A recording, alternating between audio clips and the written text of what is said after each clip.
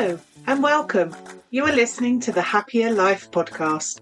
I'm your host, Clare Deacon. After deciding survival wasn't enough, I set out on a path to live my best life. I wanted to thrive. Now I'm on a mission to support others. Think you're not good enough, confident enough, brave enough? I'm here to tell you you are, and you can achieve anything.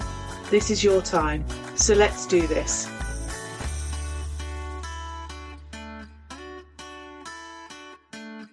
Welcome to the Happya Life Podcast. I'm Clare Deacon, trauma-informed therapist, positive psychology coach, and someone who has lived with the low hum of self-doubt for longer than I care to admit. If you're new here, I'm so glad you found us. And if you've been walking this path with me for a while, then you already know this podcast isn't about surface level affirmations or fake it till you make it nonsense. We go deeper than that. Because real confidence, the kind that sticks, isn't about performing, it's about remembering, reclaiming, coming back to who you were before the world told you to doubt it. And that's what today's episode is all about, the journey from self-doubt to self-belief. This isn't one of those just believe in yourself pep talks. If you're here, you've probably tried that. You've read the books, saved the Instagram quotes, maybe even said the affirmations and still felt that sharp tug of, but what if I'm not enough? This episode is a conversation, not a lecture. It's for those who are tired of performing confidence, terrified to let their guard down. It's for those who are navigating life with a stronger exterior and a nervous system quietly bracing for the next hit of not good enough. So, whether you are walking, working, folding laundry, sitting in the car for a moment's silence, let's explore this together. Not just what confidence is, how we rebuild it. Especially when life and trauma have made you question your worth at the deepest of levels. That's where most people skip over, but it's a place where we're going to start. So why do we actually doubt ourselves in the first place? Self-doubt isn't just a mindset problem. It's just not about having a lack of positive thinking. It's often rooted in our survival mechanisms, specifically in the nervous system. Because learning that safety lies in the silence, in pleasing, in being good rather than being real. So maybe you were raised in an environment where it wasn't safe to have big feelings. Maybe love was conditional on behavior or achievement or not making waves, of being compliant.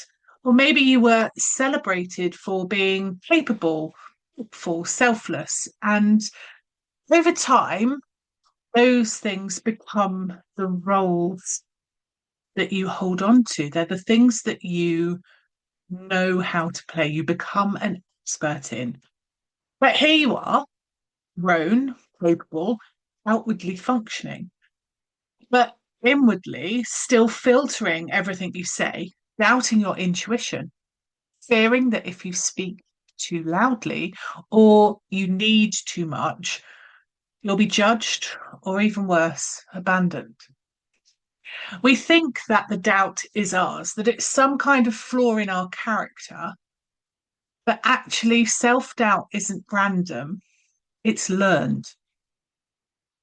But here's the good news.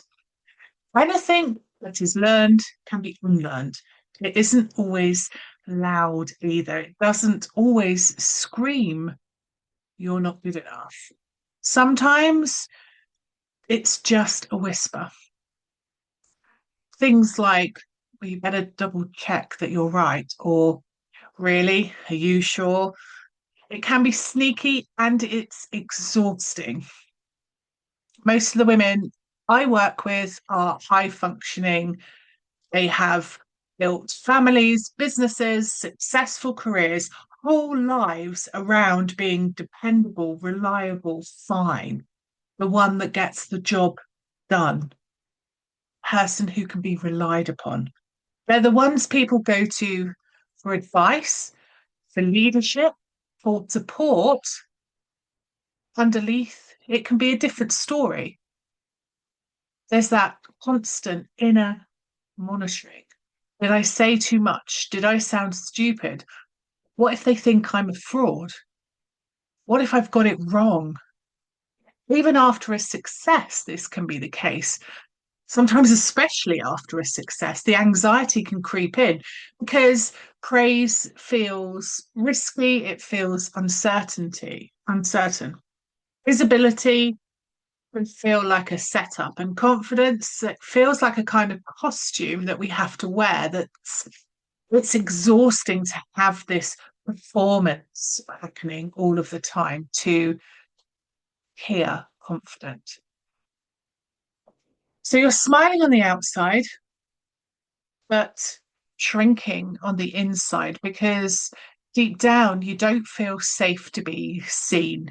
You're exhausted from trying to hold it all together, whilst also secretly wondering, when is someone going to realize that I'm just winging it? And until your body feels safe, true confidence can't take root because confidence isn't about how loud your voice is, it's about how anchored it feels when you speak. So give that some thought. It's not about how loud your voice is, but it's about how anchored it feels when you speak. So how safe you feel in the words that you are saying. So, what does real confidence look like? Because it's not shiny, it's not loud, and it doesn't always feel good. Real confidence is that moment when you say no and don't follow it up with an apology. When you can back yourself, even when the voice of doubt is in your ear. It's a time when you can rest without guilt, when you try something new and allow it to be messy. It's internal, it's within you. More than anything, it can't be given to you by someone else, but instead it's built from the inside out. One honest, one imperfect step at a time. So let's talk about the gap, the frustrating space between how competent you are and how confident you feel. You can have years of experience, qualifications, and feedback that says you're brilliant and still freeze before delivering the next presentation. Still reread emails 10 times before hitting send, still lie awake at night replaying every conversation, every action that you have taken throughout the day. Why? Because the body remembers what the mind forgets. You can know you're capable. If your nervous system is still wired to fear rejection, you'll feel unsafe. Anytime you step forward is going to feel insecure. Your trauma doesn't care about your CV. And this is why mindset work alone isn't enough. You need regulation, repetition, relationship. You need to feel the fear in your body and know it's safe to move forward anyway. Confidence isn't an overnight job. Fortunately, nothing worthwhile ever is. And it's also not a one and done. You have to keep working on it, building it, returning to it again and again. It's a practice, not a performance. So Let's walk through what some of those steps would look like in real life. So, first of all, witness your inner world. Instead of trying to shut down your inner critic, start listening to it. Now, this advice is very different to what I often hear in common media, popular press. And that's where closing down, shutting down these mind monkeys, all of this stuff. But the difficulty with that is you're not hearing what your body, your nervous system is trying to tell you. Doesn't mean it's right, but it's about hearing what it's trying to tell you. So start listening to it gently, get curious. Whose voice does it sound like? When did you first start hearing what it's saying? When did this start happening?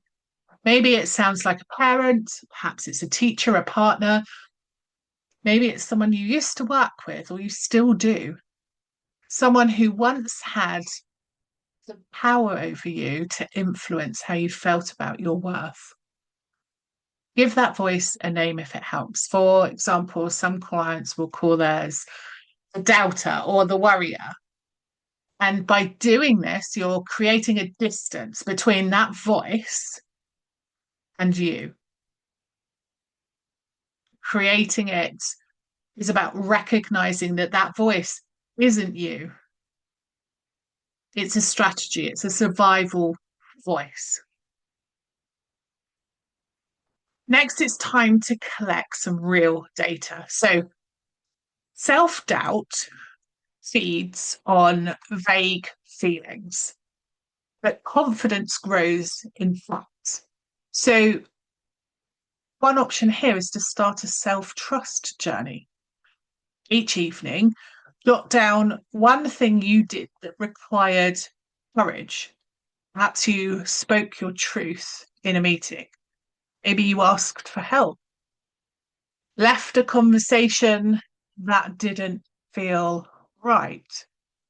It's a moment where you have stepped into your power and you have taken an action, or maybe for some, it's not acting, it's not reacting, and you have stood in the moment. These things might not also be newsworthy. They may not be that you conquered the world. They may be that you made a phone call that was difficult, answered an email that you weren't looking forward to, having to say no to somebody. It's in the smallest of tasks that sometimes the biggest growth can start to build. These moments that you recognize in that self journal, they will become your evidence. And your body, your central nervous system will learn from that repetition that it is safe to move forward and safe to build. So, third, move before you're ready. So, waiting for confidence before you act is like waiting for calm in the middle of a storm. Instead, identify the next smallest action you can take. If you want to speak up in a meeting, but it feels too big, slip a sentence ahead of time. If launching something in your business terrifies you, start with a draft or share it with one trusted person. You don't have to take the huge leap, but you do just need to begin to dip your toe in the water and to start showing yourself and proving to your system that it is safe for you to move forward. Fourth, this is about regulating yourself and then responding. So before you take the risk, pause, breathe, drop into your body. What's the heart rate doing? Are you tense? Ground yourself. Regulation might mean placing your hand on your chest, breathing deeply, or doing something familiar and rhythmic. Speak from this place, not from the spiral. And fifth, let's support in. This isn't a solo project. We're not designed to be in isolation. We're designed to be part of a community. That's where we truly thrive. So find your people, not those who just cheerlead, but those who reflect your truth back to you, who say, I see you, even when you can't see yourself. Growth truly happens in relationships, so allow it to be. If you're listening and thinking, I don't even know who I am anymore, you're not alone. Confidence wobbles when identity is blurred. When you've spent years being who others needed you to be, and now, without their approval, you can feel directionless. This is something that often happens in midlife when kids are older, the career isn't as fulfilling, or relationships have shifted. It's not a crisis, it's a call to come back to yourself.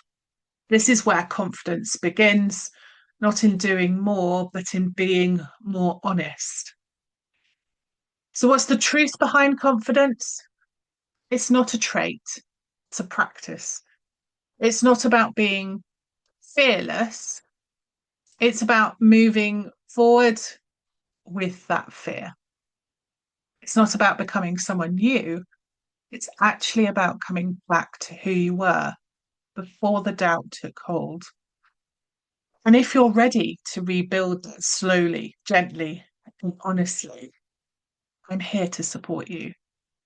You're always welcome to book a chat with me. There's no scripts, no pressure. It's just a space for you to explain what your needs are, where you are, and how I can support you. So until next time, trust your steps, even the shaky ones, especially the shaky ones, because that's where confidence is born, not in perfection, but in presence. Until next time, take care of you. If you've enjoyed this episode, ensure you hit subscribe, head on over to my website, happiercoach.com, sign up for the weekly newsletter, and let me support you in living a happier life. I'm your host, Clare Deacon. Thank you for listening. Have a fabulous day.